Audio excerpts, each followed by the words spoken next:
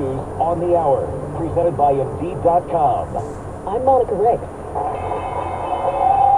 The Dow soared to new highs today, adding 512 points to cross the 37,000 mark for the first time ever on Wall Street after investors cheered the Federal Reserve's forecast today. The Fed decided not to change interest rates and signals cuts next year as inflation eases. Fed Chair Jerome Powell.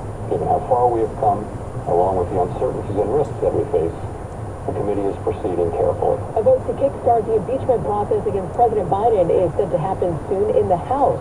CBS's Nicole Killian reports from Capitol Hill. Today's vote is on a resolution that tells the committees that were already investigating Biden to keep going and determine whether sufficient grounds exist to impeach. The White House calls it a fishing expedition that lacks evidence.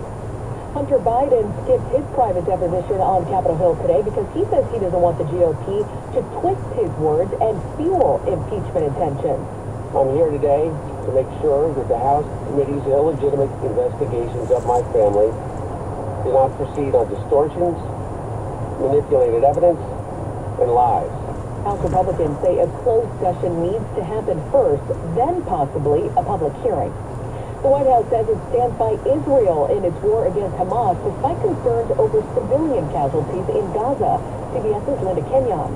President Biden has spoken with Israel's Prime Minister about a more surgical military campaign, even using the term indiscriminate bombing by Israel. But National Security Council spokesman John Kirby says that does not in any way diminish U.S. support. We have had concerns, and we have expressed those concerns, but it's the results that count. National Security Advisor Jake Sullivan is discussing the situation in Israel tomorrow. 2 people have been arrested in Southern Virginia for drugging kids. 7 elementary school students were sent to the hospital after they ate gummy bears from a plastic bag that contained fentanyl residue. William Wells is the county school superintendent. We need to wake up as a county and as a community to realize that these things are real, these things are happening. It's not a Richmond problem, it's not a Washington, D.C. problem, it's an Amherst County problem. The students did not require Narcan treatment. They were all treated and released from a hospital. That's CBS's Jim Priscilla. Pope Francis is making funeral plans now and says he doesn't want to be buried at the Vatican when he dies. CBS's Sabina Cancel-Franco reports from Rome.